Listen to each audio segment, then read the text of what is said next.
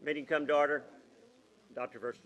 Yes, good evening, board members, staff, and community, and our students. To get started this evening, I'd like to introduce Ms. Janice Hernandez, and Janice is going to lead us in our invocation, followed by a pledge of allegiance. Okay. Let us reflect on how to best serve the students and staff of Southwest ISD. Allow us to work together well, to listen and respect each other's talents and skills, and to be watchful and mindful of the responsibilities we hold as a governing body. May we rejoice in the privilege of watching our students grow into enlightened citizens of the community, and may we maintain focus on the dreams and aspirations of those we serve. In your name we pray. Amen. Amen. I pledge allegiance to the flag of the United States of America, and to the republic for which it stands, one nation, under God, indivisible, with liberty and justice for all. Honor the Texas flag. I pledge allegiance to thee, Texas, one state, under God, one and indivisible. Thank you, Mr. Manager. Yes, ma'am. Thank you. All right. The next thing on the agenda is recognitions. Yes, sir. This is normally the highlight of our night. Today we get to Certainly recognize is. our students of the month from elementary, middle school, and from our Caston school, and we get to also meet a couple of our very special students who have a aviation pathway in their future. So I'd like to turn it back over to Mr. Hernandez and we'll begin our recognition this evening. Great. So to start off tonight, Southwest Elementary is proud to recognize Nathaniel Castaño as a student to be recognized in the district.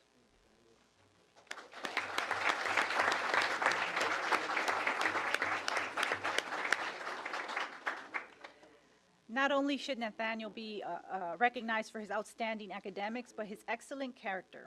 He has been at Southwest Elementary since his kinder year. Each year he has continued to demonstrate what it means to be Southwest. He maintains excellent grades in all content areas. Nathaniel is a ranger at heart with his kind and considerate actions towards others. He is selfless and always thinking of others' needs before his own. He participates in the STEM club, plays baseball, and always volunteers when given the opportunity. After high school, Nathaniel wants to join the Marines and serve his country.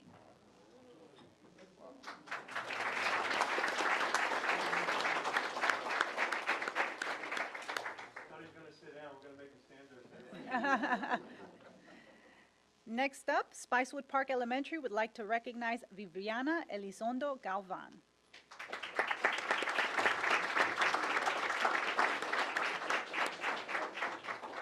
Viviana is a leader on campus and exemplifies the characteristics that we strive to develop in all of our students. She is always ready, respectful, and responsible. She is a member of the robotics team, the morning announcement crew, the solar car club, the district and campus choirs, the school safety patrol, and the Panther media team.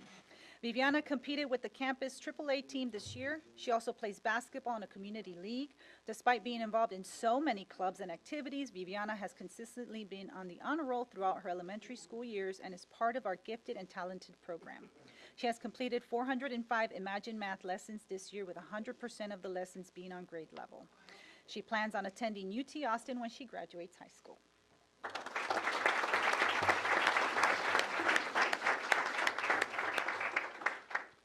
Next, we have Resnick Middle School. They would like to recognize Julian Zamaron.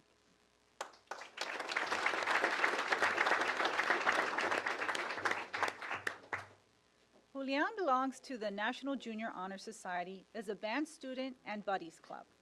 Julian has all A's and just a few B's. He aspires to be a band teacher. His hobby is to read and to play his instrument. He plays the baritone saxophone. He plans to attend Berklee College of Music. Because of his dedication, Julian's parents are very proud of him. Congratulations, Julian.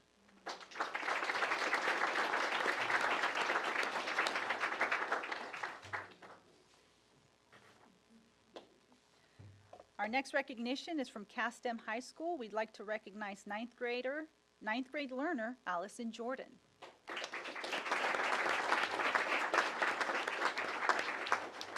Allison is a phenomenal learner at Caston. She is an active member of the Principal's Advisory Committee and STEM Ambassadors Recruitment Team, Dance Club, Theater, Unplugged, Yearbook, and Student Leadership Council. Allison often takes industry partners and prospective families on tours of our campus and shares the amazing things that she and her PBL group are working on. She is excelling in all her classes, to include her second dual credit course through Palo Alto College. Allison is a standout learner with great success as a project-based learning student. She has created an innovative medical kit for homeless people with medical conditions such as diabetes. Allison plans to become an advanced manufacturing technician for Toyota.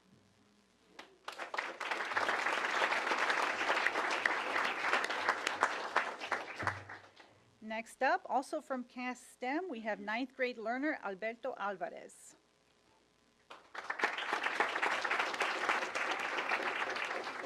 Alberto has made quite an impact at Caston. He is an active member in the Principal's Advisory Committee and the Unplugged Technology Free Club. Alberto is an advocate for his peers and the future Caston learners. Alberto has made honor roll each grading cycle. He is also perfect attendance all year round. He is a very strong PBL presenter and leader. Berto, as we called him, created a robotic face for the Embracing Diversity PBL unit to show that everyone is the same underneath. Alberto plans to become a mechanical engineer.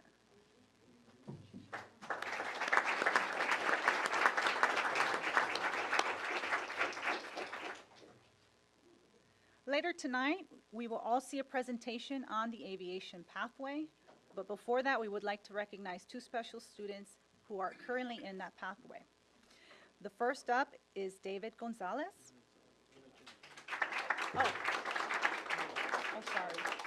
We'll put you right here, just for the place card right there. Sorry.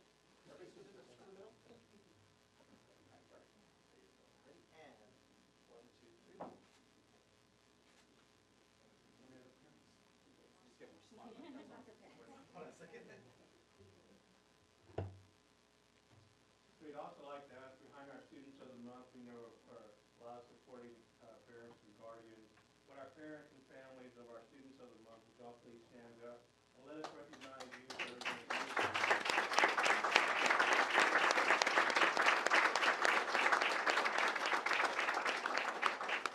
Thank you so much for sending us a really great students that we have. Also like to ask our principals at these campuses and our teachers who may be here supporting these students, would you please stand up as well?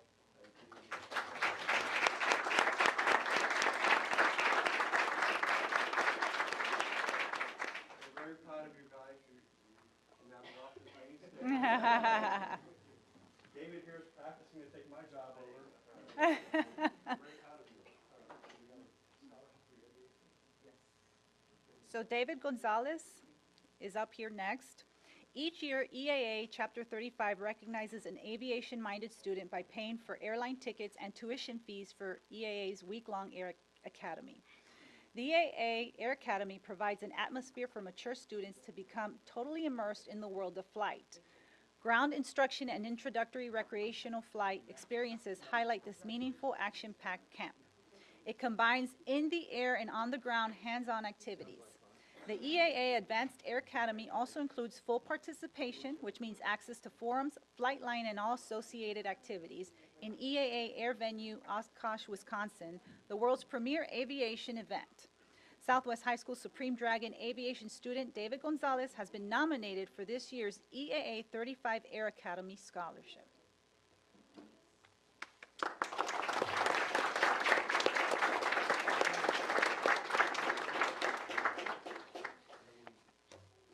Next up, we also have another scholarship. This is a $10,000 scholarship for Zachary Ruiz.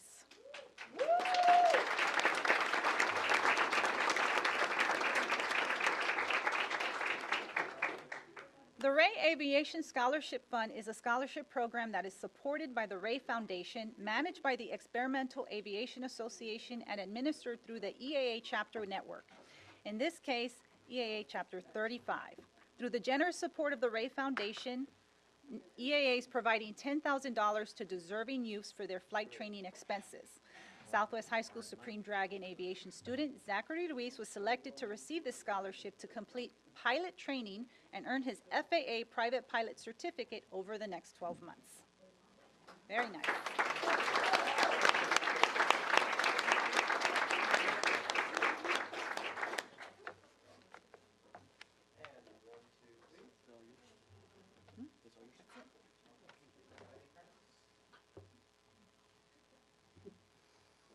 Now, I also would like to ask the parents of David and Zachary, would you please stand up if our parents or family members are here? And congratulations to you.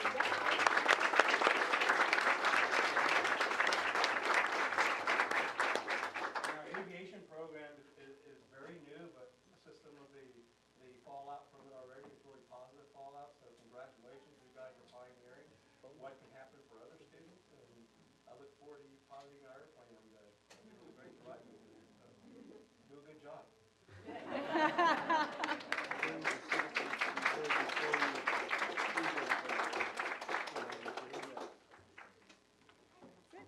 We do have another announcement this Yes. week in April, so I'm going to turn it over to Mr. Brandon Cripps.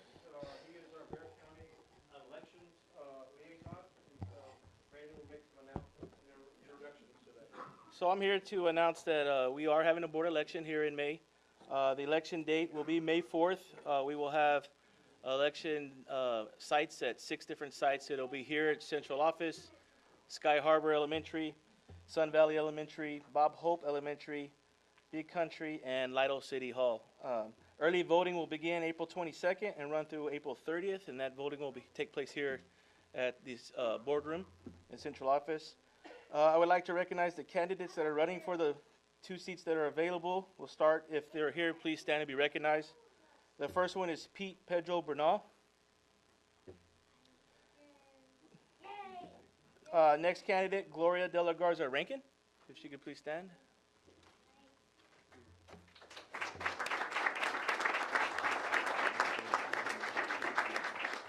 Incumbent Ida Pettis-Adokin, who is at a training tonight, couldn't be with us.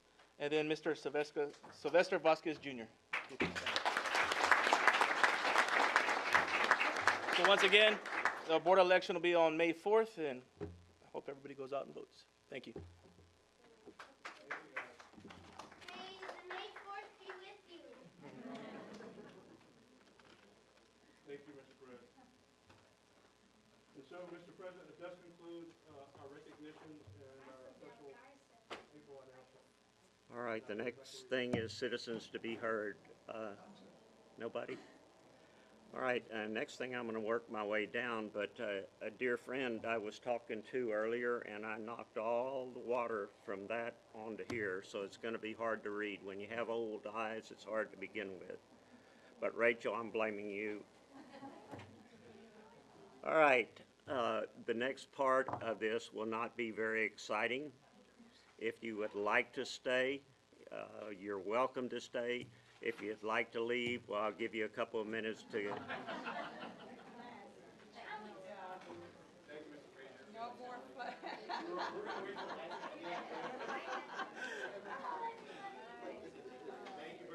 Thank you. Thank you. Great job. Congratulations. Thank you so much. Thank you, guys.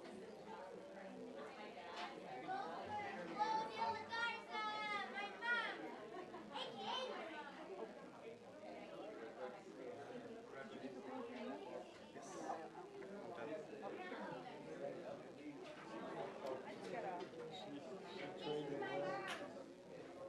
Where is yours in Google Drive?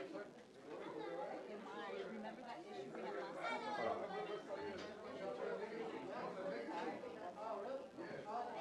What are you I gonna have do? to download it. I'll just wait. I was gonna bring up the other PowerPoint so that way it's, Oh, you're downloading it? well, it's a Google Slide. So I'll just wait. But she has the Google Drive, so. She's first, though. She's first? Yeah, she's gonna be Okay, going. yeah. So you wanna minimize it? Yeah. They can wait. Just log out your Remind me though, half the time I'm not thinking. And today, because Gloria was here, I wanted to make Should I put it on present or just leave it? At least she's not charging load for Lloyd right now. I'm Serena Rodriguez. I didn't even introduce myself. Oh, nice to meet you. to meet you.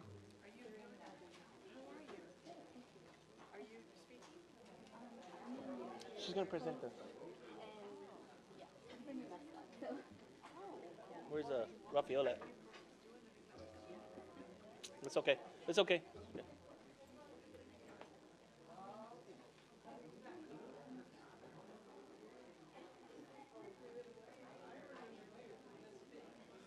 Huh? Yeah, in a few minutes, they'll let you know. He'll announce it, but there's construction updates and stuff.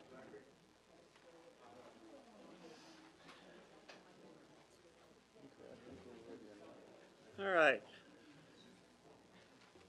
Moving right along, we'll go down to the consent agenda.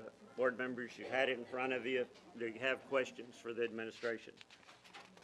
I move we accept the consent agenda as presented. Motion's been made and seconded. All those in favor say aye. Aye. Opposed? Motion carried. Going on to the next thing is items of information. The first thing up is construction. Construction. Yes, Mr. Barajas is here to give the construction update. They're making their way in, sir. Yes, I'm sorry, guys. I should have let y'all get in here and get seated. It's okay. All right. Yeah. You'll speak to it. So here to present for the Southwest High School Phase 2 construction update, we have Mr. Eduardo Ponce with Fluid Architects and Jane Nitschka with George General Contractors. Hello, everybody. Afternoon. Yeah, let them pass those out.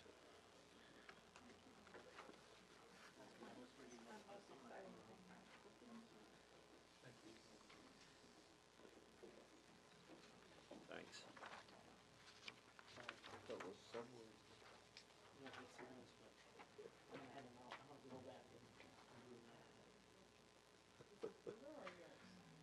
Yeah, so we had metals design in our office. We did a little design competition within our office for Fiesta, so it's becoming a tradition, so.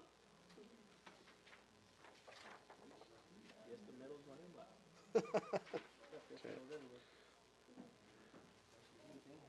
You can go ahead.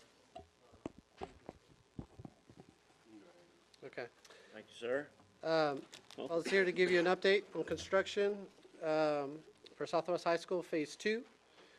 Currently, contractor maintains the perimeter fence and at the parking lot and the contractor staging area, which is right in front of outside the main lobby area. There's currently no safety issues to report at this time. In regards to the mall and lobby areas, the amphitheater area is essentially complete. There's some pending punch list items. We're planning to open the temporary partition that's kind of corded that area off by May 8th for an event that's taking place at that time. The first floor counselor suite, which is located below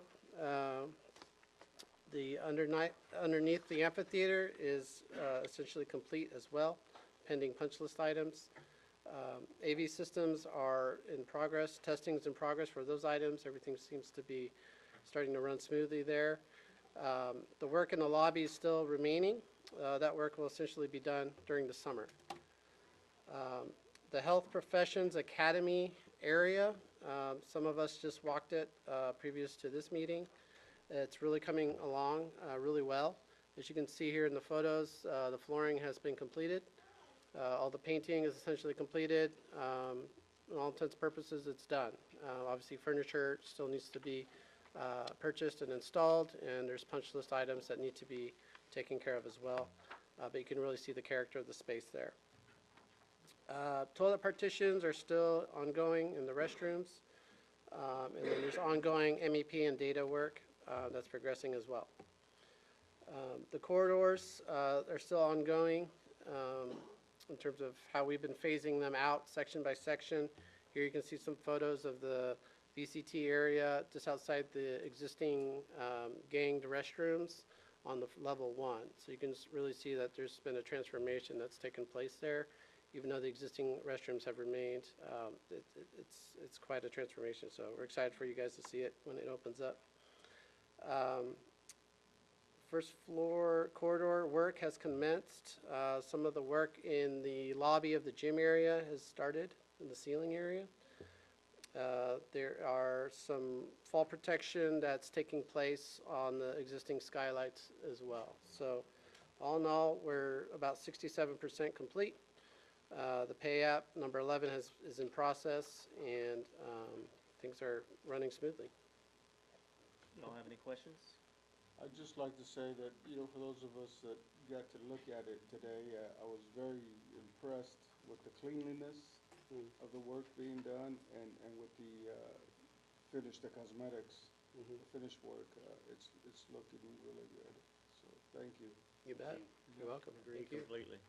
And I know I mentioned it before, but again, I would like to just say kudos to the campus admin for working with us. It's very difficult to do a construction project with a live campus, so they've been very helpful, and from custodial staff to administration. So on our end for phase 2, we started contacting vendors for furniture. So we're moving into the furniture packages that will more than likely bring in the May board meeting for recommendation to y'all. So that's it on phase 2. Anybody have any questions? Thank you, guys. All right, thank you. Thanks, guys. And just as a quick update, so now phase 2, we're moving into phase 3. We're going to be advertising for CM at risk this weekend.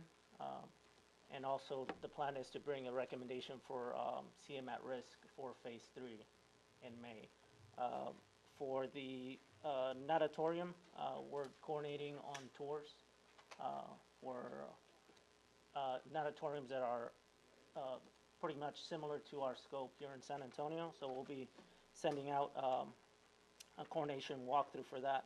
Our southwest main campus fencing is complete with the exception of the main gates. So the main gates that we have right now are temporary. Those will be coming in about a week or so. But we've already walked the punch walkthrough this morning. All items are taken care of with the exception of the main gates. Again, they work, they're operational, but those are not the permanent gates. And, sorry, Cast also, coordinating with Cast on the move for building 800 out of Legacy. So there's a lot of progress going on our end. So, is there any other questions in terms of construction? All right, thank you very much. Thanks. All right, the next thing is the tax report. 8% up, sir. We're at 93% collection. Last year we were about 86, 85. Last month, Last month was good. Workers said we did a lot better when you wasn't here. No, last month we 8% last month. 8% was last month, so we're ahead. I knew, because when Brandon wasn't gonna be here, I asked him. All right. Board members, if you have questions on the financial report, investment, gifts, enrollment report, any questions on those? Purchases over 50,000, y'all look over those. Do you have any questions? The calendar of events, it's getting that time of year where there's about 4 things going every night. All right, Dragon Mascot. Hello, I'm Serena Rodriguez. I'm an inclusion teacher at the high school, and I recently became the cheer coach this past year. I thought it was time for a new mascot, so this past, I guess since the fall, I've been looking at mascots, and we've narrowed it down to these 2. We have an idea of the route we're going, which is the one on the right. The first one we feel is too cartoony, but I just wanted to show you what we narrowed out of the 5 to. It's too cartoony, and the cheerleaders, they took a vote, and we all like the one on the right. Looks Do good y'all from have here. any questions? No? Does he growl? Or wait, does she growl? Is it a he or a she? Um, So we went from That- the chupacabra to the dragon, finally. That'll work. Alrighty, thank you. Yes. Thank you, ma'am. That's why we did it. Sure how I log out. I think it's through here. Yeah. Thank you. Thank you, guys. Thank you, ma'am.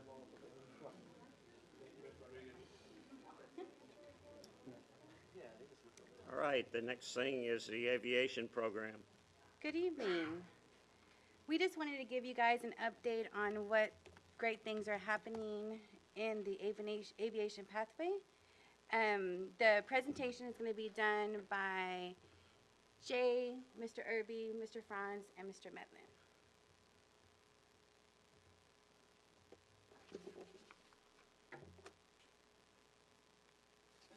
Give it a second to come up. Good evening, everyone. There. So yeah, we're really excited to be able to come up and showcase what we've been doing this past year. The aviation program really started with just a conversation Mr. Franz and I were having, and since then so much has just come into place involving just, do we have anybody that we know who could teach this course at the high school? We said, well, we know this physics guy. We went in the middle of the day and knocked on his door and just said, hey, you want to teach an aviation class? Sure, yeah, as long as there's a curriculum to go with it. So from there, everything just kind of continued to roll into place. We have a very strong partnership with a gentleman named Wayne Fagan, and he's from the D. Howard Foundation. And so what we wanted to do was we kind of researched a lot of high school areas, but we understand that if we start in the high school, it's too late. And so what we wanted to do is to create a pipeline from the bottom up. And so we have another teacher at the elementary. She is a STEM teacher, Mrs. Angela Pichardo. She has a vested interest in aviation as well. She had been recognized at the D. Howard Hall of Fame the previous year, or acknowledged, and she had written a grant. Our STEM classes run through a PITSCO lab, and she had been awarded with an aviation kit that flows through that PITSCO lab. So we felt that this would be a good time to pilot that program. Along with that, the D. Howard Foundation offered to support Resnick Middle School as well. And the way that they wanted to support this program was really more through experiential learning. And so we kind of pieced everything together. We put together a really nice press conference at the beginning of the year. We held it at Bob Hope Elementary, invited representatives from all three campuses, and had quite a few members from industry and city government come and join us for this celebration. And then we opened our first kit as part of a 2-year build that the high school is doing to build an aircraft. So basically, again, what we did was at Bob Hope Elementary, as part of the STEM rotation, the students are learning about the very basic principles of aviation, the history of flight, and then they're also getting some hands-on experience with drone technology. At the middle school, again, we chose Resnick for one because the kids at Bob Hope feed into Resnick, but also Resnick being our newest middle school, they actually, speaking with Mrs. Martinez, they need a little bit more of a boost in STEM. And so this was a good way to kind of help promote that. And so we incorporated a girls and aviation club. The experiential learning through the support of the D. Howard Foundation has allowed them to go on multiple field trips that are aviation based. We actually still have 2 more to go this year. As we look to improve and expand, specifically in our STEM realm, what we want to do is we want to highlight and we want to support our feeder schools.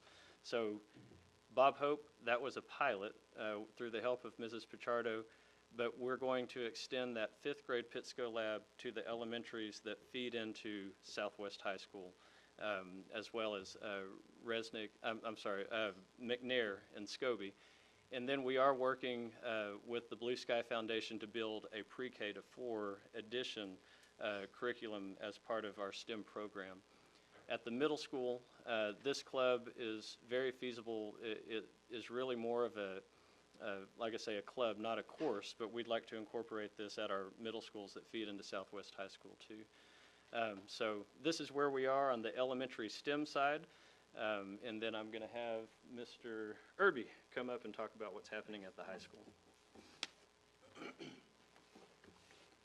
All right, thank you. So a lot has happened with this program since we started. It's something that is very unique, right? There's not really a program that does all the different things that we do here at Southwest High School, anywhere in the nation, really. And D. Howard has spoken to that and the different things. So our program is unique because it incorporates the academics about flight controls and how they can learn about the history of aviation through the AOPA 9th grade curriculum that I got trained on over the summer. So there's an academic portion where they do STEM-related classwork with me in the classroom. And then we have an adjoining shop where the kids are working on the build of an RV-12, a Vans RV-12 IS. And we have mentors helping us with that. We have a really incredible ratio of, mentors and teachers to students. It's a very unique thing that these people give up their time and come in, 4 days out of the 5 to be there with them to help us out with this. So it's a really unique thing. So we have that component in it, but then we also have J Redbird simulators where the kids can learn to fly. And one of the people who's mentoring with us is actually he's a flight instructor, so he's able to sit with them and teach them all the basics that they need. Plus we got through EAA free ground school for these kids. So these kids are able to do ground school for free. It's $200 normally. So they can get their ground school done. You just heard that Zach's going to be getting his private pilot license. So there's a lot of really unique things to this program that initially, we thought we have the build, we have the academic part, and we were kind of working out how that'll look, and I'll show you how our class runs. But it really came alive when we started adding these other things, and we started thinking outside of the box and how to incorporate those things. So the actual AOPA curriculum started with 4 career pathways: the piloting, aerospace engineering, unmanned aircraft systems like drones, and then aircraft technicians. They have changed this since then, so it doesn't offer all 4, now it offers 2 through their curriculum. But because of the way that we've incorporated things in the actual class, we sort of incorporated all the other stuff anyway through the way we do things. So even though it's not as a part of the curriculum, through the partnerships we have with Aviation Nation and other people, we've been able to incorporate the build and other stuff to supplement. So our current program has 27 students, 9th through 12th. The bulk of the students are 9th, 10th, 11th. We do have a couple of seniors who are super interested in aviation, so we got them on board because they want to continue on with this when they leave. One of them was actually accepted to Emory-Riddle. And so we have an Alpha and a Bravo group, and the Alpha and the Bravo group, we split the class in half, and so half of the time the Bravo group might be in the shop, and we alternate days, Monday, Tuesday, Wednesday, Thursday. So we have a Monday, Wednesday group that's, we'll actually change it. So it's Monday and Tuesday.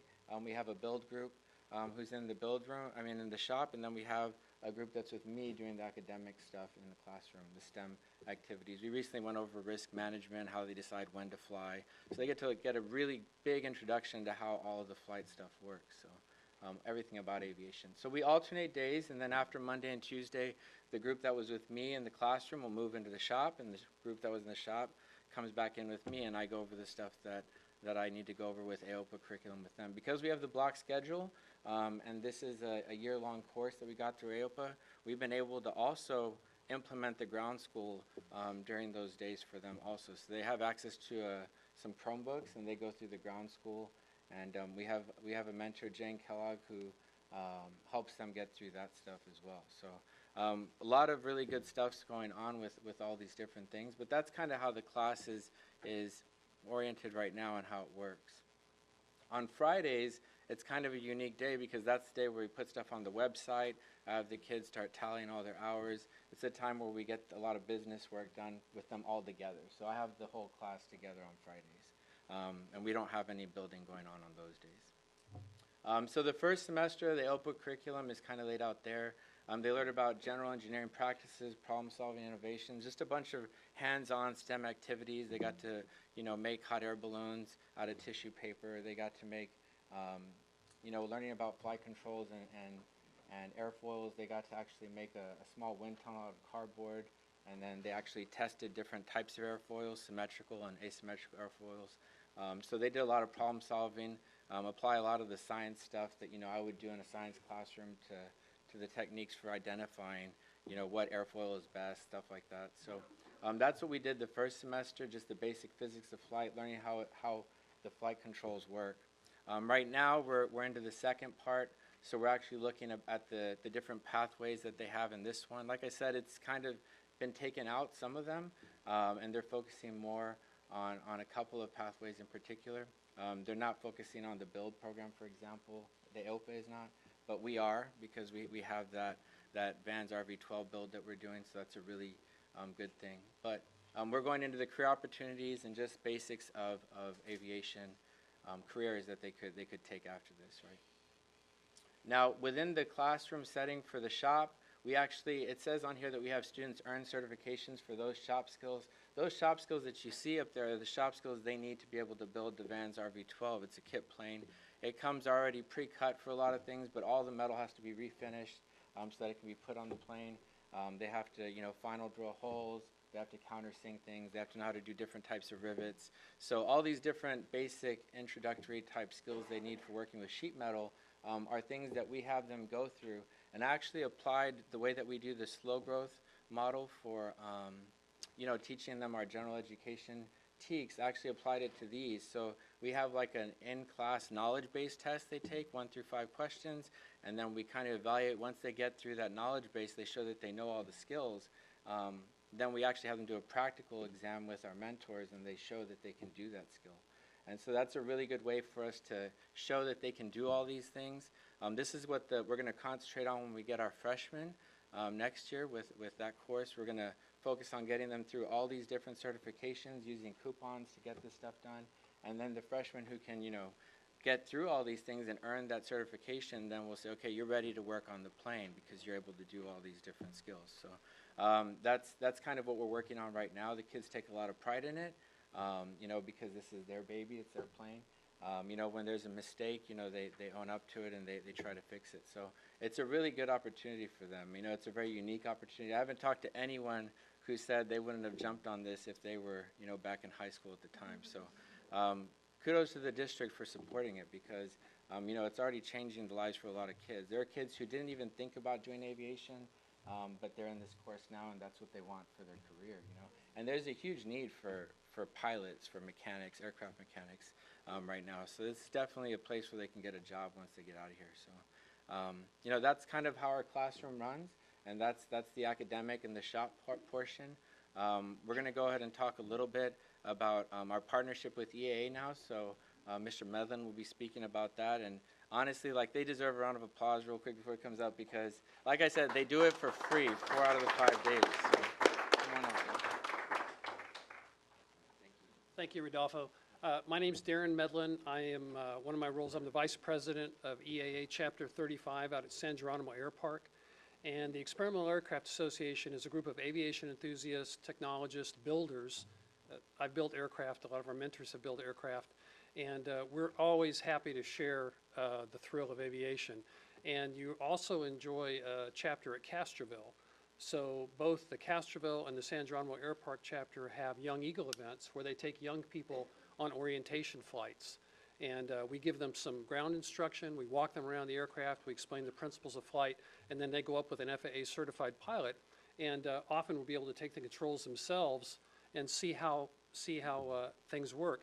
They get an enrollment in Sporty's Aviation Ground School, the online ground school that Rodolfo has got all the students enrolled in now, and that's how they get additional ground training. But because you have 2 chapters in close proximity that are providing mentors and support, there's a very strong relationship, and the students actually get to apply what they're learning in class in the air and see how the principles that they've seen on the simulator or in the class or a component they're building in the shop, what it actually looks like on an aircraft. And we have all different kinds of airplanes and a variety of experiences for those students. The partnerships, one of my roles is to coordinate the support from our volunteers, and we have FAA certified pilots, flight instructors, engineers, mechanics, FAA safety team representatives, a number of people, anywhere from 4 to 6 typically come in. We had 5 today during the week working with the students. Some are in the classroom supporting ground school and adding color commentary to Mr. Irby's lessons. Some are out in the shop helping doing quality control and doing the practicum that he talked about for some of those skills that they're doing. And frankly, we just love it to death. It's great fun. The kids are enthusiastic. They are sponges. They're tremendous learners. They ask great questions. They force us to think about why we do things the way we do. So that's a real joy. So AOPA's provided the classroom curriculum. Experimental Aircraft Association, or EAA, is providing a lot of direct support and flight opportunities. Kellogg and Associates is a company that one of our mentors just stepped down as CEO from, and they're providing support in the classroom. The D. Howard Foundation was a connective tissue that introduced me to the school district. I had been involved in a previous build program. And then we have another group, Aviation Nation, which is a builder support group that supports a number of high school builds around the country. And they provide us advice and discounts on tool purchases and facilitate interactions up at EA headquarters. And some of the camps and things we're involved in, they have supporting programs for that. So it's an incredible collaboration. So some of the local support involves donations. So that's Mr. Martinez on the left. He's a renowned aircraft engine rebuilder here in the area, and he brought in one of his engines, got with Mr. Franz, and we have it set up, and we're able to give classes on aviation engines in there. And again, this is one of the things that Southwest is able to do above and beyond what other schools are doing right now. We receive building parts. Those are control surface skins, very expensive aircraft aluminum that was donated by a builder out at San Geronimo that we're able to use with the students. And then that's an example of the engine as it's set up, and that's Vincent, one of our students there, who's actually going to be showing that to middle schoolers tomorrow when they come through the class. But it's a tremendous team, and we couldn't be more excited to be supporting the students. So with that, I'll turn it over to Bob. Thank you, Darren. So, yeah, all right, just really quick, without Chapter 35 EAA, this would be a mediocre program. The support that we get from these people is amazing. The list you saw, those folks, one of them taught gliding at the Air Force Academy. We have people that flew F-4s. We have all kinds of people that have just a wealth of experience, 30, 40 years at aviation. And they come every day with a smile on their face, and they really have bonded well with our kids. This gentleman is Ron O'Day, and he's a senior flight instructor. He's retired. He was in charge of flight instruction for all of Cessna Aircraft Company. And he is working with our kids every day. I don't know how much that would cost if we had to go out and pay for that. So he loves teaching flying and taking kids up. It's been a wonderful experience. And so many of our kids had never even been in an airplane, not even a commercial airplane. So this has changed who they are. Okay, another activity is unpacking parties. When we started at the beginning of the year, we grabbed what's called the empennage, the tail section of the airplane, and we had an unpacking party. We had the parents show up, come there, we had some pizza, the kids explained the parts and what they did. Just recently, we finished the empennage of the tail section, and we unpacked the wing section. So now we're moving forward with that. And it's kind of now we set up a tradition to have an unpacking party, and the kids really enjoy it. The first part of the year, the kids were busy learning all the skill sets required to work on an airplane.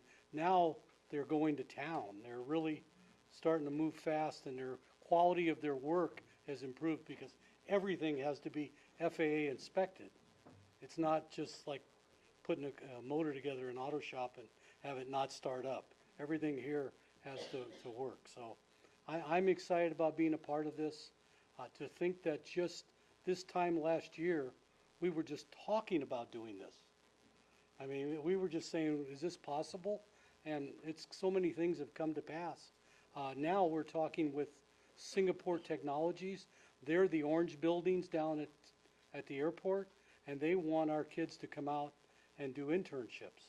So we have a few seniors that are going to be meeting with them next week. Their only problem is you have to be 18 to be on the flight line, because it's a fairly dangerous environment. So that's my part, and Jay, finish up. I think ultimately you all get the gist here.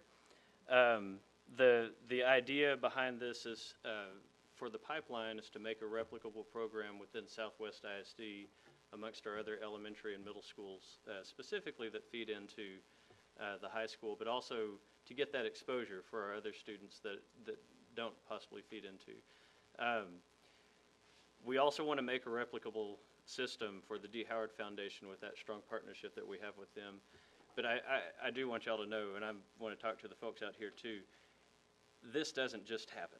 what's happening in that classroom is unbelievable. And anybody in the district, if you have a chance to come and see that shop, I've got my cheat sheet here. Their time frame is from 10:15 to 11:45. If you can make time to go and see what's happening in that classroom and what's happening with those students, it's unbelievable. Thank you to McNair and to Scobie. We're going to bring about 60 kids to the school tomorrow from Scobie and McNair, just to give them another chance and glance and look. And I know that the kids have presentations ready for that. So thank you all. You know, Mr. Franz, y'all know Mr. Franz, he rolled in on an alternative energy car, and then I was going to say Darren just fell out of the sky, but he didn't fall, he landed. He flew in and he landed very well, and our kids are just taking off with this. So, Tell you, I've been in education forever, it seems like, and this is one of the best programs I've heard about, and it makes sense to be doing this when you have all the parents and the grandparents out there that still live here that did this for a living years ago. And I just don't know what all to say, but it is really something of what you're presenting right now. And 1 year on this, it's unbelievable. Yes, sir. You need to pat each other on the back every chance you get, because I am really thrilled about hearing this. I'd like to just say one quick thing is, it takes a school district that is forward-thinking and has a vision, because not many school districts would jump into this the way that Southwest has. So we've got support from the administration, and that is everything. Thank you. Well, I just want to say, publicly, thank Eliza and Jay in their capacity and what they do, and Aussie and I, for having the vision and putting it to work. And a really special thank you to the Howard Foundation and Wayne Fagan and Chapter 35 EAA. But those three guys with rubber hits the road over there, and Rudy and Bob Aaron, are the heartbeat of making that program work every day. To the point that I understand it's like 60 kids, more kids who are just hearing about it and they want to get involved in it. This airplane build is right somewhere around. This is where we want to thank Brandon too for it does cost. Our hope is that we do such a great job that we sell this build to fund the next build, and then we just keep feeding that Dragon Aviation program. And so Wayne Fagan is really helping us with all the appropriate paperwork, and Aaron has proven to just be an expert. Bob belongs, really need to have like 14 to Southwest. So he does for our kids and business members. So thank you guys so much for your commitment, your passion, your drive, and for being part of Southwest family. It's huge to have you guys. We don't tell you every day. So thank you. Thank you, guys.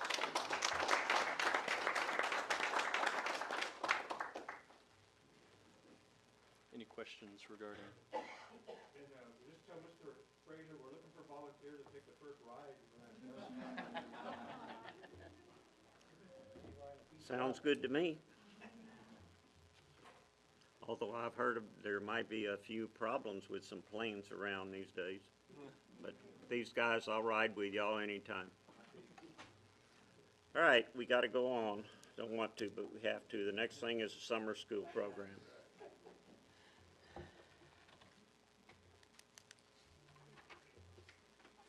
So we have, Silvia, I don't know if you want to introduce that. Yes, Dr. Escobedo has been working with the various programs in curriculum instruction, also with campuses, in order for us to be able to prepare for our summer school program for this coming summer. And so Dr. Escobedo will be sharing with us a summary of the programs and the number of schools we'll be serving, and also the facilities that we'll be using this summer. So thanks to Victoria Galleta for getting us the larger copies to read. So she deserves a round of applause. Thank you very much, because otherwise it was going to be that very small version that you have at your desk right now. So that what you have there, board members, is the overall summary. This PowerPoint is going to be a very quick summary, just so you can kind of see what we have, and then we can go through some questions. And I also created for you, and I put at your desk already, the one-page quick summary. So kind of have different versions, depending on how much detail you want. So to go through this here, this is what we're proposing already, and we're planning for through curriculum instruction for our presentation, for our summer school this year. Our summer school programs will consist of our required state and federal programs and our local enrichment programs, which we have traditionally had. I will say that we are planning for everything that we had last year, and then we also have a few new programs that we're starting. Our professional staff development day will be planned for Friday, June 7th. That's after our teachers finish and conclude with their regular contract, and that will be held from 8:30 to 4:30. Now, our required programs, we will have 2 sites. Our first site is Medio Creek Elementary. That's going to be for all of our mandatory academic programs. The time frame for summer school will be from June 10th through the 27th, and that's 12 days. It'll only be Monday through Thursday from 8:30 to 2. We will be hiring a summer school administrator for our elementary site at Medio Creek, at Resnick, and at Legacy. That will include our 5th grade Student Success Initiative, our students who need to retake on the STAR test, and then our special education programs. So as I'm going through this, if you want to kind of look at this one here, it has a lot of detail, so I'll just give you some of the strong points there. Is our special education programs, one of the reasons we're going to 2 sites is because our special education programs have more than doubled from last summer. So we're looking at 11 classrooms. So just looking at the space and the capacity that Medio Creek has, we are moving our second site, which will host all of our enrichment, we're planning over for Hidden Cove Elementary. And Why we're has that planning- grown so much? Pardon me?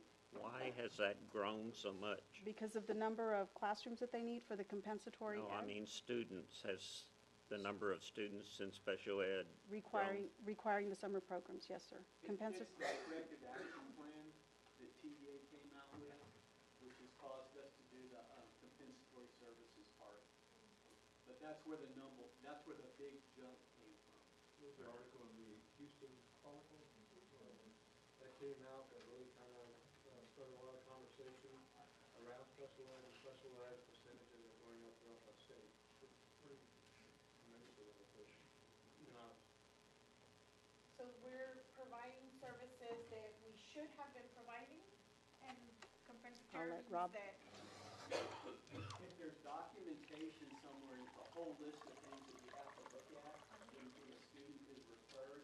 You have to look back, and if there was mentioned somewhere in the paperwork anywhere of special ed, you have to come back and offer compensatory services.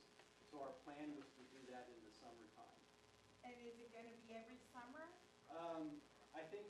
I think this year and maybe next year, I think it'll wash out after that.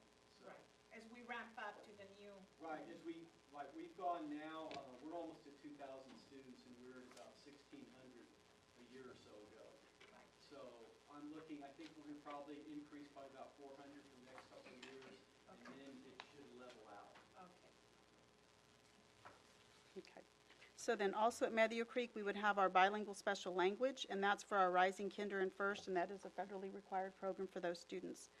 Now, they will be attending Monday through Friday as opposed to the others that are Monday through Thursday. Then our migrant summer camp will be held in Building 200. That's also Monday through Thursday, 8:30 to 2. Then over at Resnick, what we're doing also is having our schools go on a 2-year rotation. So although Resnick had it last year and Medio Creek, we could not have Southwest High School open because of the construction. So all of our schools are doing a second rotation, and then we're adding in Hidden Cove this next year, for this summer. So at Resnick Middle School, we'll have our 8th grade Student Success Initiative, the Escala program for our 6th and 7th grade students, and then the Say Yes. Now we're having that, although it's an elementary program, grades 3 through 5, because it's STEM, and the rooms that they have available there, it's a better situation to have them over there.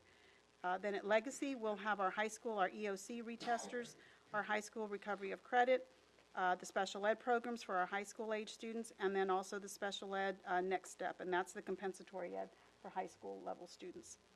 So our local enrichment programs, we have our summer youth program that's hosted through the Office of Community Ed with Ms. Galleta and through Parks and Recreation. That will be held in Building 200 in the SOS cafeteria. And you can see the dates there. That goes a little bit beyond the regular summer school, and that's for parents, a lot of our working parents. That will be Monday through Thursday only, and they're closed that week of 4th of July. Our summer feeding programs, Mr. Gatlin will be taking care of this with his department. We will have open Medio Creek Elementary. That's a change on Southwest Elementary and should actually be Hidden Cove now. And then Resnick and Legacy.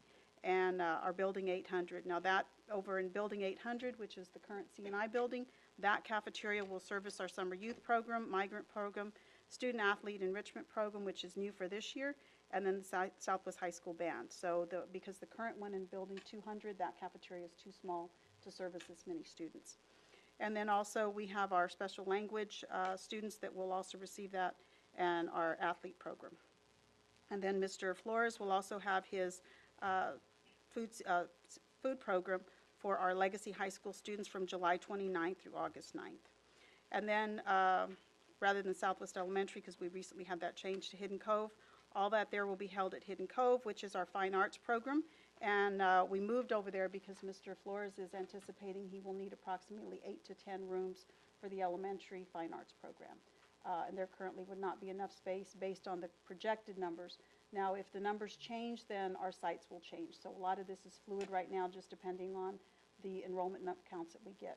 Also, we are not getting our scores back until very close to the school letting out. So once we get those retest scores and see how our students do, it may be possible that we may be able to actually have everything over at Medio Creek. We're just planning for it all, and then we'll adjust as necessary accordingly. Over there, we will also have the maker space. And then for our middle school programs, we have our fine arts program. We also have the gearheads. Y'all may have seen that last year as the mini and semi and gyms. That will be held at UIW. And then we have the Cyber Patriots Camp at Legacy, and that's also new for this summer. And we have the fine arts at Southwest High School. We have our UIW Health Science with Mr. Dreesy and Valerie Gutierrez taking care of that. That will be held at the UIW main campus, but we will be providing transportation for our students to attend that program. So with the elementary fine arts, I know that was a request that we had looking at, again, that will be over at Hidden Cove. I have a little bit more detail here for you from Mr. Flores. Okay, middle and high school, we have that, UTSA prep. Okay. So looking at our funding breakdown, again, this is, and this has changed a little bit. You have the most current one on your presentation there. The staffing right now that we're looking at is approximately $500,000. For curriculum and supplies, $25,000. Transportation, $150,000, with a total projected cost right now of approximately $694,000. And I say approximately because all these numbers are still very fluid. We have included everything that we were asked to include, as well as some of our new programs. Another new program for this year would be the library beyond the school bell, to be able to hire only one librarian and one aide to rotate between the 3 sites to open up the school libraries during the summer, during those 12 days for students to check out books, have some library enrichment activities, also for our students. That would be for students in the community not attending any summer programs, and then also for our students attending the summer programs to be able to incorporate library and research skills with their SSI and other enrichment programs that they're having at the campuses. Has all this been budgeted? Pardon me? Was this, The majority of it is budgeted. The one that wasn't budgeted is the summer athletic enrichment. That's the one that, it'll be an action item later. That was the one that became new in January. everything else you had built in this year's budget? Yes, sir. Okay. I think it would behoove us to, for next year's budget, to really look at this list very closely. There are programs here that we've had for a long, long time, and make sure that, that we're being, efficient, I guess, and productive with what we have, and examine every program and what, how many children are participating, what are we doing in those programs, do they fit in with our larger strategic vision. I think that there's a lot going on in the summer, and I think I know that a lot of it we have to do, DOC and all that stuff, but I would like for us to have a little bit more in-depth discussions regarding all the programs. I was thinking along the same lines, but I did a little bit of math. If I did it correctly, we're looking at $700,000, about 3,300 kids. It's about $200 a kid for summer. Does that include feeding them? Yes, well, that fee is the feeding program we would do anyways, and we get reimbursed for that. So that will be federal funded. The more we serve, the more money we get back reimbursed, and so that's not in that number, but that's a fluid number because we get reimbursed. Okay. Mr. Floyd got Yes. earlier, he said $350 but I guess too, it's because it's a short period of time. So I'm wondering, what's the impact? What's the goal, you know? Okay, we're bringing the kids in, you know, enrichment, there's all sorts of different reasons why we want our children to have something to do in the summers. But I know some of the programs have been around a long time, and, you know, maybe we need to kind of revisit and figure out if it fits, like I said, if it fits with our larger goals. And the other thing we'll do too, if we don't have students enrolling, then we will take those programs off. We won't have a program running if we have a very limited enrollment. Right. And I wonder what those numbers, like, at what point do we, you know, really examine that, right, you know? We have the recommended teacher-student ratios for the program on the chart. So, you know, some of these programs are 12 days, some are 15 days, some are 20 days. Majority of them are short duration. So, I think our expectation, if we don't have the numbers by 3 or 4 days into the program, that we would have to consolidate the program. You know, it's hard to ask people to get involved with it and asking them to know you leave, but the reality is we can't have one teacher sitting with one student. Sure. And so I hear what you're saying. I think it's a really great comment, and it's incumbent upon us to bring a culminating presentation in September here from every group that we have here, and maybe bring some historical to take our time, do some historical on here, and see if there's a value add to these students. Now, I'm going to tell you my experience being walking around in the summer, seeing some of the programs. It is a great new lift of things, but some of the students follow it. So it's a great service to the community. And so we need to be able to share that with the board. So for some of our kids, that's going to be their only opportunity to get outside the walls of the house or their fence and come to a kind of organized, structured opportunity for them. And so we need to at least be able to tell you that story, tell you the story about the SSI, the 5 and 8. Some of our kids have to attend a certain percentage of time in order to go successfully to the next grade. So there's a value add there, but we'll show you the numbers. And we'll do that. We'll commit to doing that and bring that data back to the board, because I think that's a great request. When we start looking at data load, maybe look at if we're turning away any kids, like Fine Arts Academy, if that's a set number, and kids are applying and we're turning them away, we'd like to know that Well, too. and I'm also wondering if we have a lot of small programs, and maybe it would be more efficient to have larger programs where the numbers are a little bit better, or there's more opportunities for more kids in a more, you know, productive way. Maybe consolidate some is what. Consolidation, Okay. correct.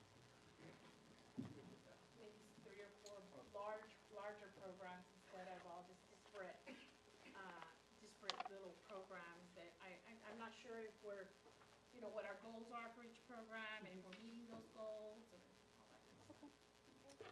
Okay, Patty, I think you've done a great job putting it all together, because Thank you. I still don't understand what you just talked about. I can have a tutorial with you, Amen. Sullivan. I'll sit with him and explain it all. It was a lot. He always stayed after school anyway. Okay. Thank you, Patty. Let me know if you have any questions. The next thing on the agenda is the board trustees continuing education. And if you'll remember what I said at the beginning about water, well, I'm going to try to read it off. Each year, board members are required to participate in training each year. And I'm going to skip down to exactly what the nitty-gritty is. The following board members have met or exceeded their continuing education, and all 7 board members at Southwest have done that. All right. Next thing is the superintendent, and we won't fire him till later. And next one is human resources substitute teacher rate. Good evening, board members. President Frazier, thank you. What we'd like to do, currently we have 3 categories for paying our subs. We pay our certified subs $105 a day, our degreed non-certified $85 a day, and our non-degreed $70 a day. Now we do have certain additions, like if you take a special ed self-contained, we bump that a little bit. If you go beyond 10 days in the same assignment, you're given some added money there. But what we haven't considered before that we think we need to consider, given some things that happened this year in our CTE departments, is we have cases where if we have a licensed sub, say they have a license in cosmetology, and they go in that environment, our kids can continue to get the credit, the hours they need to get their industry certifications. So we'd like to attract those types of substitutes to take those jobs.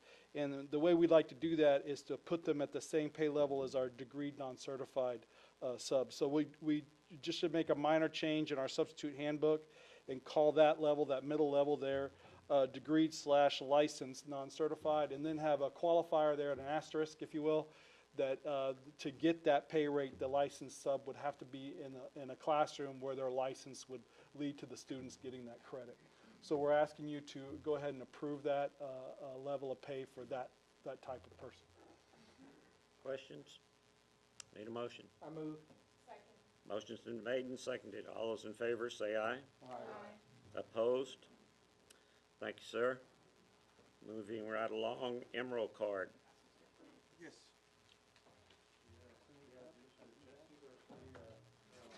This kind of is a continuation of the marketing outreach presentation that we had with Pascal. And all of them were a lot of information and focus groups. One of the things that we really kind of gravitated to and we think that the board also did was Thank you, sir. special to do outreach to our community and to the secular community. So Jesse, Selena, and others have done legwork on this and kind of worked out a plan moving forward. So about 2 months ago, Mr. Pascual Gonzalez came by during one of our brown bags, and he presented a marketing plan that Ms. Janice Hernandez had been working with him for the school district. And so he kind of emphasized to us that the game's kind of changed a little bit, that we really need to kind of put ourselves out there and really remind folks why we're the choice here on the southwest side of town. So we came up with an idea, and it's a kind of a spin-off of something that Northside does. They've got a gold card that they use, the Northside Gold. And so we came up with the Southwest Emerald card. And so what you're holding in your hands there is kind of the beta version of what that may look like here pretty soon. And then Roger actually went in to design piece this afternoon because we're getting into the company who would be producing it for us. But essentially you have this card who we'd offer to a group of folks. And so one of the big reasons for that, of course, is, we want to continue to market Southwest ISD. We want to continue to connect with our community, and this helps us kind of bridge that gap. We do have a lot of folks in our community who don't necessarily have students in Southwest ISD schools, and so we want to continue to connect with that group of folks and show them the great things that are happening here at Southwest ISD. So that provides a little incentive for some of those folks to stay involved, stay connected, and know what's going on. And we also wanted to do something for our retirees, for the folks who leave our system, who have spent so many years dedicating so much of their time and what they've done in the classroom to help our students. And we want to provide a little incentive for those folks as well, too. So the folks who would qualify for this card, if you all were to approve this tonight, would be SWISD senior citizens over the age of 65 who have a homestead exemption, SWISD residents with disability exemptions, senior citizens over the age of 65 living in the rental communities, and we have a senior home going up, or senior apartment living going up as well, and then our retired district employees, and we go back as far as we possibly can. What they would receive, and of course we met with Coach Wagner, Mr. Flores, and Ms. Gaeta, would be campus fine arts performances would be free to them. So they would have this card that they would present upon admission to those events, and that card would get them in free into those events. Now this would be at our facilities only for now. Things like UIL One Act plays, we couldn't do that because that's something that's taken over by UIL. General admission to regular season athletic events at any of our SWISD facilities, and open swim times at the natatorium that would be coming soon. And again, they would present their card, in some cases with proof of ID, we want to make sure it's them, so that they could get into these athletic events and take advantage of coming to some of these that they may not have done in the past, or just something that we can offer as an incentive to keep them coming into our community. And then the last part is an adult and community education enrichment courses. Ms. Gaeta offers different enrichment courses.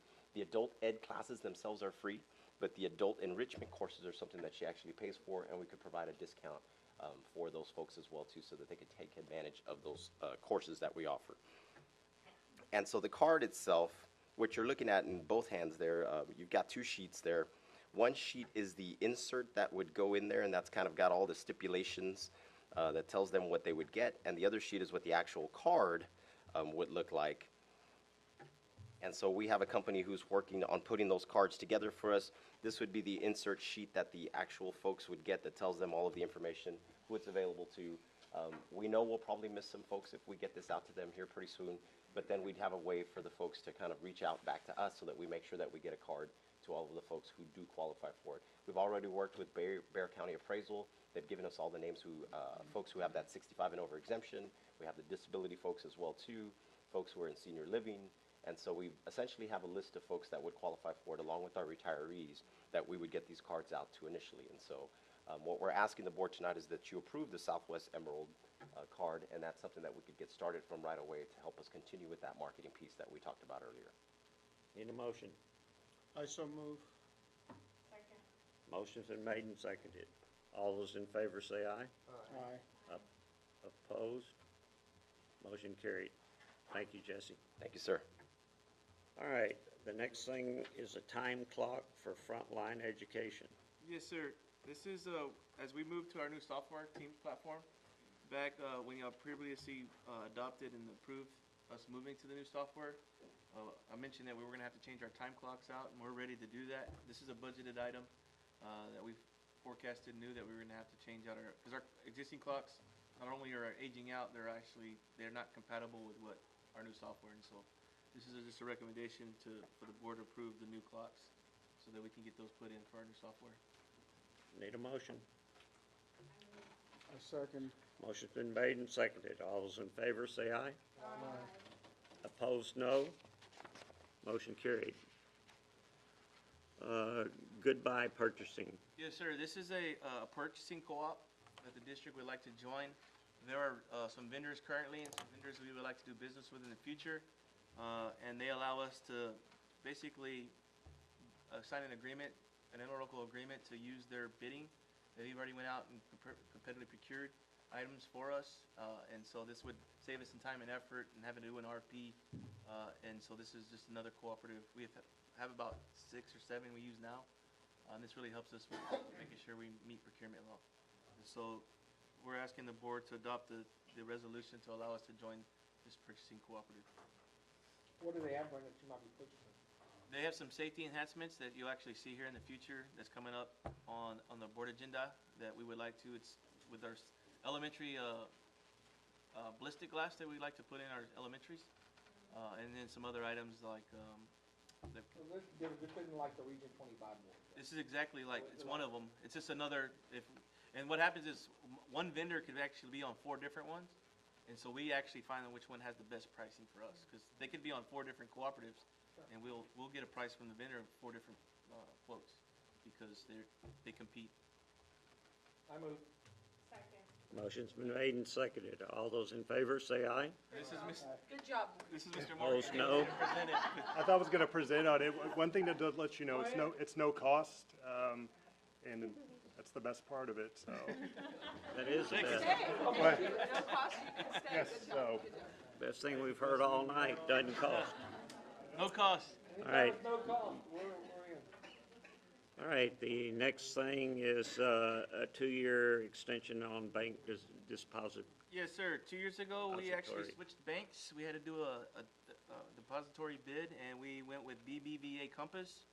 And I feel like we would like to extend that because they've been excellent in customer service and providing just great service overall. And so we're asking the board to approve the attached resolution to extend our contract with them. We have opportunity to do this for the next 3 times for 2 years, so up to 6 more years. But at this time, we have no reason why we'd want to switch banks because of their service and the great rates that we're getting. Need a motion? I move. A second. Motion's been made and seconded. All those in favor say aye. Aye. Opposed, no. Motion carried. Elementary safety. Yes, and Mr. Barajas is going to speak on this. Yeah, so Southwest ISD is moving towards the implementation of the safety enhancements in the 9 remaining campuses that we haven't touched previously through the 2012 bond or previous construction projects. Listed are the campuses Bob Hope, Elm Creek, Hidden Cove, Creewalt, Medio Creek, Sky Harbor, Southwest, and Spicewood and Sun Valley Elementary. The pricing was procured through the Goodbye Purchasing Co-op, and this will be handled through surveillance analytics. to provide the safety enhancements for the 9 elementaries just listed right now. The project cost will be in the amount not to exceed $350,000, and that will be for all 9 elementaries. And our recommendation is that the board approve the safety enhancements through surveillance analytics for all the 9 campuses at a cost not to exceed $350,000. Questions?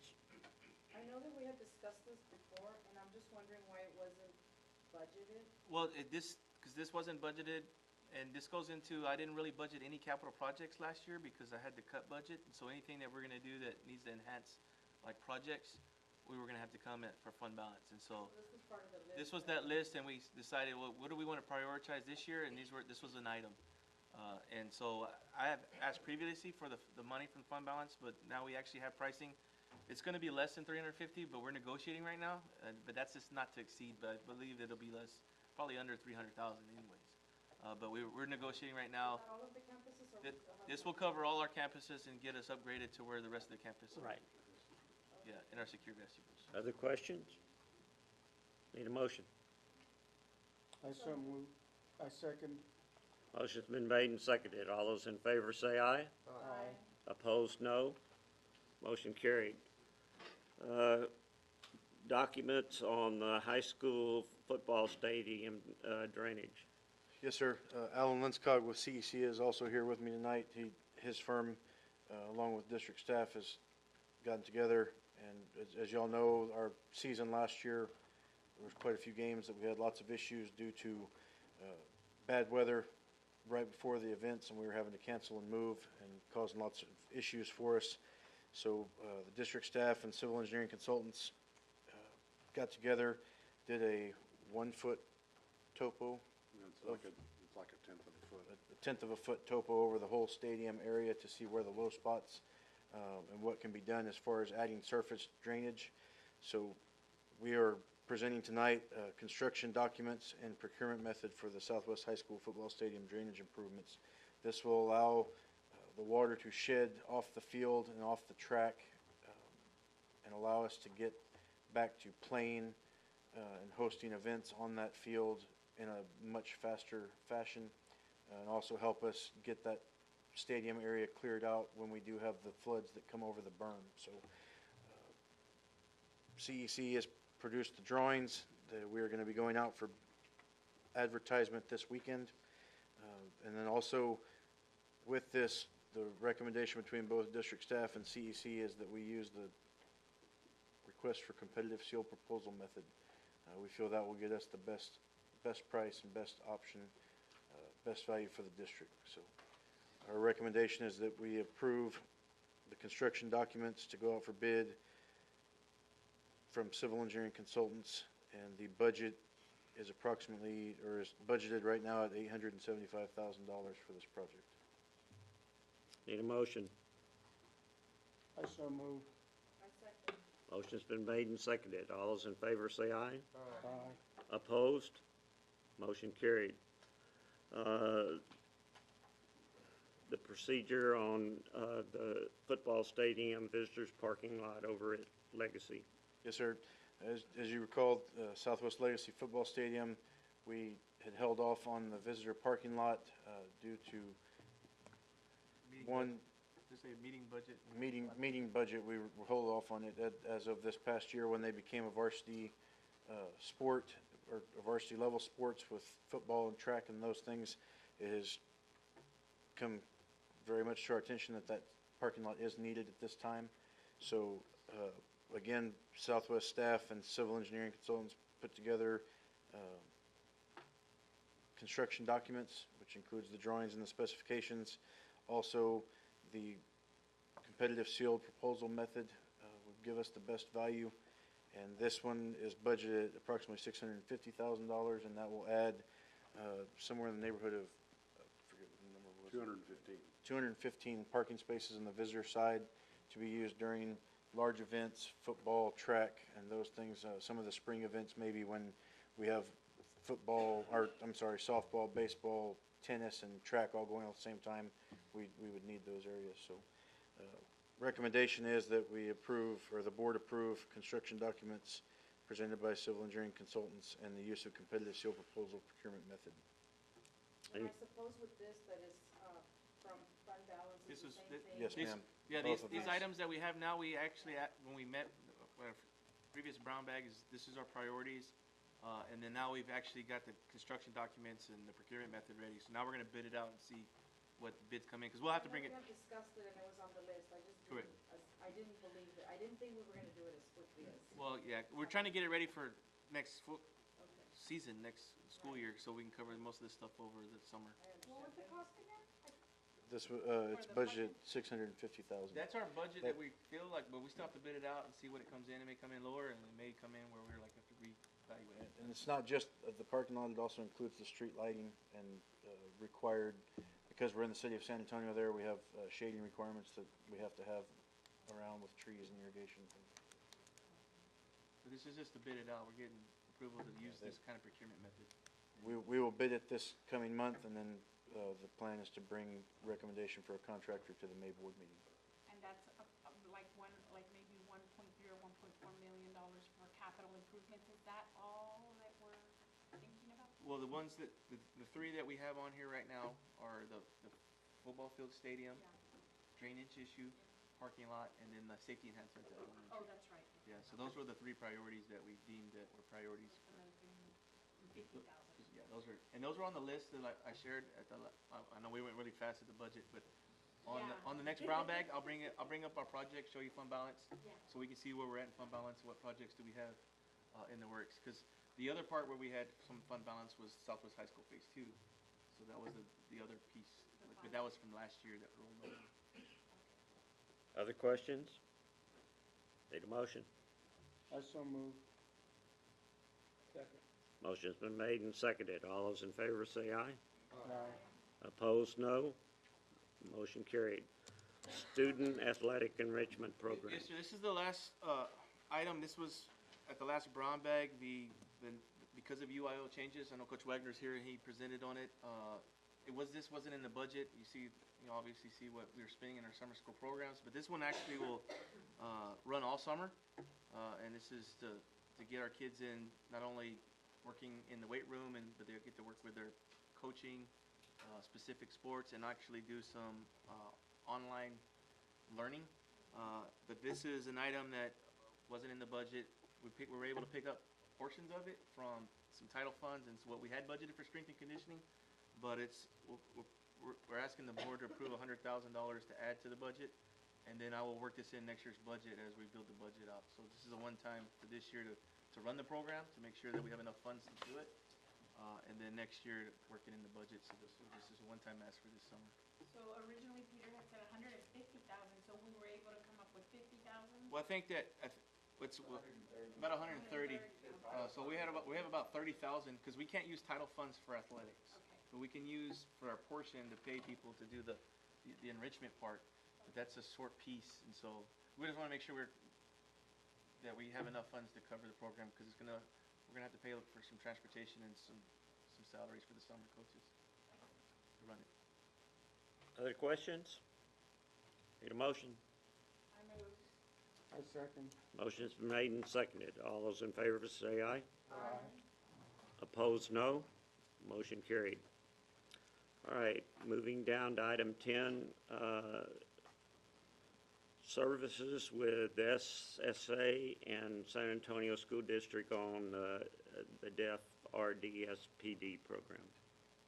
We have Rob to present on that. Good evening, how are y'all? Last year, the residential day school program for the deaf at South San was dissolved, so we had to find another place to send our students. This program, it's really kind of a trend across the state. The smaller programs have been disbanded. Region 20 had a program, and we were one with South San, and both of those were disbanded. So we're asking the board approve the shared service agreement with SAISD to provide the services. Right now, it's about 6 students that we would be sending, and the schools that we'd be using are the high school would be Highlands, and K through 8 would be Mission Road. Do we have the opportunity, I think we, at that Yes, and we're going to go ahead and send the kids also. We're going to do that towards the end of the year, and of course, we'll have to let the parents know and everything too. So the cost for this is, what they do is there's about 4 budgets that they get it from the state and the federal government, and whatever cost overruns they have to run the program, then they divide it up tuition per each student. And I expect it'll be quite a bit less than, I'm hoping it will be, than South San. South San, we were paying about $35,000 per student. So I expect it to go down. It's really, it's a program with very few students, and it's it's an labor-intensive program. So the bigger the program is, the cheaper it gets. So that's really why the different districts are going to the bigger RSD. Covered by your department at this time? We usually pay for it out of our federal budget. Last year, we didn't have to pay South San. I guess there were some accounting issues, and we didn't have to pay the bill at all. It would have been about $180,000. So I'm hoping the same thing happens this year. Well, that means they overcharged us. I'm sorry, it wasn't clear to me, it didn't indicate on here. Oh, yeah, it doesn't, we don't know yet what the cost will be until they find out how many kids are going to be going, because all the districts have to, the boards have to approve it at all the districts that are going in. So once they have a student number, then they'll be able to give us that. So if it goes down, it'd be great, but it'd probably be around 180,000 if it's like what we've been doing. Right. Per year. And that's what we've been paying that. It's like a yearly thing. Yeah, with Right. South San. Gosh, it's unreal how many school districts are involved. You saw the paper with the, yeah, there's a lot. So it should go down because there's more involved in spreading the All right, we need a motion. I move. Motion's been made and seconded. All those in favor, say aye. Aye. Opposed, no. Motion carried. We're down to 3 more things. Sir. Yes, sir, I just want to thank all the staff who did presentation, offered with information. Absolutely. Good job today, guys. Also, want to ask the board to put on your seatbelt in April, May, which means you're going to get a lot of invitations to a lot of events. Some of those, once you mark your calendar, where we no longer have just one top 15 excellence in education, we have 2 in Southwest High School, the April 22nd, and Southwest Legacy, May 15th. And we'll get that information out to you guys. We also have an aerospace and aviation, a lot of presentation we had today, and seeing the 2 students outstanding performance and what that meant to them in the form of scholarship and opportunity this summer. They have an unveil celebration, which is going to take place April 25th at 2:30 a.m. It'll be a good time to come see that program and some of this action. And you're also invited to the Battle Flowers Band if you've been in contact with Mona. That's also taking place April 25th. But that's going to be in the evening at 6:30 p.m. At the Rock Hall with Stadium. And ask you to save the date, very special date, May 8th, 2019 is our annual employee banquet where we'll celebrate what I understand to be about 30 pending retirees, excellence in years of service, and also excellence in teaching in the classroom like you do every year. So that's one more thing, but I definitely have time here to say goodbye to your spouse. Thank you, Lloyd. I had already requested like a reminder sheet or something because I already encountered dates that I kind of promised us. We also have the walk under the arch, and we'll get that information there. I know Julie did a great job of putting a lot together. And we know April and May is different, and so we'll make a special thing to throw in your refrigerator. So we're gonna have 2 senior walks then, right? Or we ought to just start at both places and leave the middle. So as long as you're not on the same day, we're okay. Yeah, 2 of everything. We're like the art. Anything else, sir? All right, under Government 555-223-145, we go into executive session.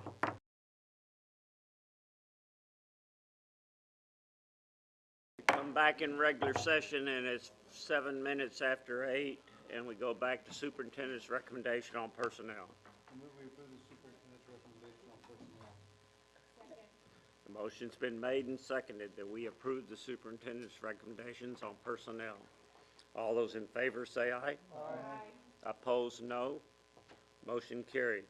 Now you're only allowed two more things. What are your two more things? Yes, sir. In front of you, you have the district community event from City Calendar. Very good. That's very helpful. Good for everyone. I just wanted to mention why, I know that Ms. Adolfin is not here. She was announced earlier. Just so the board knows that she is getting involved in the Children's Advocacy and has a required training to be an advocate for children. So it's good for her to go out and help out where everyone can know why she's not here this evening. So that's all I have, sir. Looking forward to a great rest of April. Thank you. Goes first, go. And our soccer team has done some really great things. Yes, they did. What I need to sign? What I need to sign? They were on Oh, fire. I don't know. Oh, They were on fire. Mona gave me all those. It's been put out.